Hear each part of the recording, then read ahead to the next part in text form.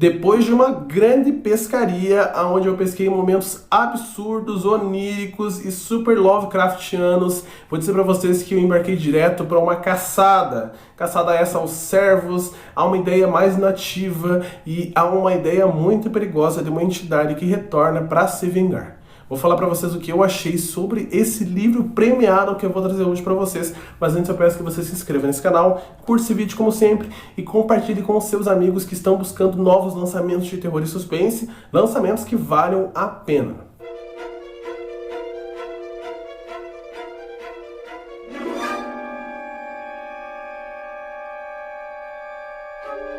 Tudo bem, pessoal? Meu nome é Diego Ferraz, sejam muito bem-vindos ao canal Cripteca e hoje eu trago a crítica desse livro incrível aqui que é o Temporada de Caça, livro esse que veio pela Dark Side Books, escrito pelo Stephen Graham Jones, ganhou diversas premiações e por isso que ele chegou aqui com tanto zelo e tanto cuidado. É mais um presente do Alexandre, que é meu irmão, então eu só tenho a agradecer. Afinal, depois de uma grande pescaria, veio uma grande caçada de uma história que eu vou dizer para vocês, tem muita coisa boa a ser contada.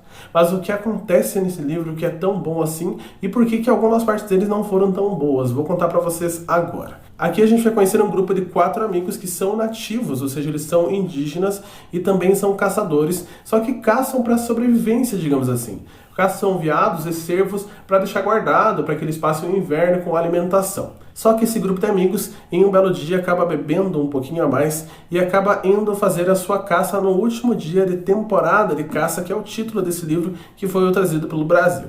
E quando eles chegam, eles encontram diversos servos. O que acontece eu não vou contar para vocês, só vou dizer para vocês que todos eles levam esse momento fatídico como um momento muito traumático. 10 anos depois do ocorrido dessa caçada, esses amigos começam a serem assassinados de maneira muito brutal e de maneira que parece que não tem relação. No começo a gente vê um deles que morre numa briga de bar, inclusive nesse momento é inserida uma crítica social muito interessante, que é a relação do medo que o povo indígena tem dos homens brancos ainda até hoje, pelo fato dessa ideia da xenofobia, do desrespeito e até mesmo da violência. E eis que ele se envolve nessa questão e posteriormente ele é assassinado, e eis que a gente vê que um pouco antes dele morrer, ele vê uma entidade que é uma mulher com cabeça de cervo. E assim a gente vai acompanhando os outros personagens, e os outros personagens começam a ter esses mesmos indícios. Então não são assassinatos que podem ser ligados, se você fosse fazer uma coisa mais pericial, mas são assassinatos que têm essa ideia de uma entidade maligna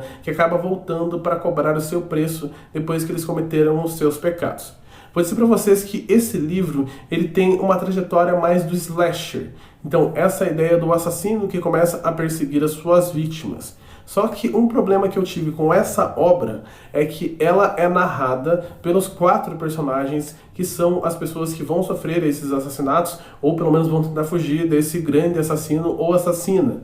E aí que a gente tem um pouco de quebra de tensão. No começo, tem essa ideia do cara do bar, que é bem rápida, depois a gente tem um novo personagem. A gente vai acompanhando a história dele por uma boa parte do livro. E vou dizer pra vocês que aqui é o ponto alto. Teve uma cena que me deixou completamente angustiado, com o estômago revirado, e que eu não esperava, tanto que eu tava achando essa história pacata. De repente eu li essa cena que é envolvendo uma garagem, troca de peças de automóvel, e eu parei e falei, meu Deus, acho que agora essa história voou, agora eu entendi por que essa galera gosta tanto desse livro. E aí ele dá uma mornada, porque ele recomeça toda a história com um novo indígena que é daquele grupo de 4 amigos. Talvez você até lembre da história do pescador do John Langan, que tem também essa narrativa que é uma história dentro de outra história dentro de outra história. Só que ao contrário desse livro do pescador, que é um livro maravilhoso, inclusive, aqui a gente não vai ter a ideia de pequenos elementos que se unem para formar uma história total. Aqui a gente vai ter histórias particulares que acontecem em linha reta. Então é como se um carro passasse do ponto A ao ponto B, e quando ele parasse do ponto B, ele ligasse outro carro que vai do ponto C ao ponto D.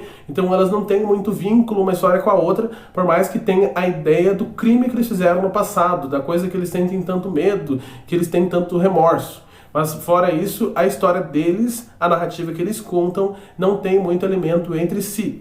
E a gente finaliza com uma outra personagem que entra na história, que é a personagem que traz vários pontos interessantes da trama, de representação indígena, dos preconceitos que sofrem esse povo até hoje, do modo como o esporte encara as pessoas de modo diferente, sendo ela indígena, sendo ela mulher, sendo ela homem, e também de toda essa questão do medo que eles têm, que eu já comentei antes, do homem branco. Só que essa personagem, ela é tão forte, tão impactante, que eu acho que se ela estivesse lá no começo, ela poderia ser o nosso fio condutor que amarra essas 4 histórias.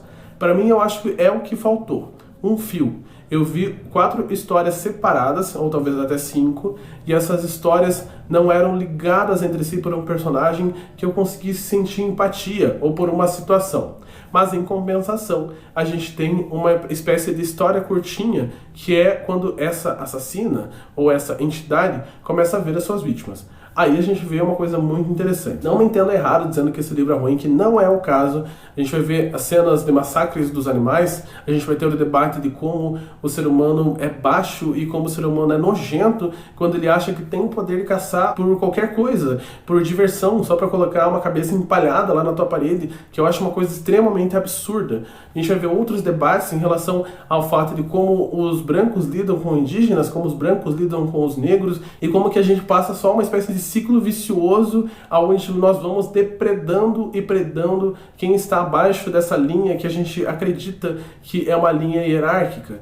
Então, os homens brancos predam os indígenas, ou os homens brancos predam os negros, e aí todos os homens, de modo geral, predam os animais, como se não fosse nada, só para colecionar. É uma história que, se você tem uma mente aberta para você tentar, pelo menos, entrar nesses problemas, nessas problemáticas, você vai ter grandes debates consigo mesmo, que foi o que eu tive. Eu pensei várias coisas, não que eu tenha uma mente tão aberta assim, mas pelo fato de que é interessante você ver uma narrativa que não é uma narrativa escrita por um homem branco, colonizador, que a gente tem uma narrativa escrita por indígenas, e não é escrita de um modo onde o indígena apareça como salvador da pátria, como o homem que não tem erros. Aqui a gente tem personagens multifacetados. Tem indígenas que são horríveis, assim como tem homens brancos que são horríveis, porque pessoas são horríveis. A única personagem que eu acho que tem uma justificativa clara aqui é o animal, que é um animal inocente e que acaba entrando numa rota tão absurda, que é a rota da violência. Rota essa que me lembra muito, inclusive, uma história que o indígena conta, que é quando os cervos acabam sendo emboscados por um trem que é tão violento, que é uma coisa que eles não estavam acostumados, que não é uma coisa que estava na natureza, que eles acabam morrendo de formas muito grotescas e absurdas, muito rápido, e acabam lembrando daquele momento, e acabam lembrando daquele objeto como uma coisa muito traumática, e passando de geração para geração. Então tem vários continhos contados pelos indígenas ao redor da fogueira, ou em momentos que eles estão fazendo alguns rituais, que acabam deixando essa história mais rica, e acabam dando representatividade não só ao povo indígena, mas também mostrando pra gente que essas narrações e essas histórias podem ser contadas de outras formas. Sobre essa edição linda, capa dura, essa capa com cervo aqui maravilhosa, esse recorte aqui que dá para vocês verem, tem vários outros cervos, acho que faz um pouco de sentido, que fala um pouco sobre a ancestralidade, sobre a descendência, e aqui dentro a gente tem essa imagem belíssima, belíssima mesmo, belíssima. A Dark Side, como sempre, com trabalhos ótimos. Aqui também essa ilustração. E tem esse selinho aqui pra vocês, que é 10 anos. Que 10 anos a Dark Side está no Brasil, trazendo livros tão incríveis. Então finalizo minha crítica tão esperada sobre esse livro, agradecendo a cada segundo de vocês por aqui. E lembre-se, caso você esteja buscando uma história diferente de tudo que você já leu, com toda certeza, tanto esse quanto o Pescador vão ser histórias imersivas que vão levar vocês para lugares muito distantes e com toda certeza lugares muito impactantes.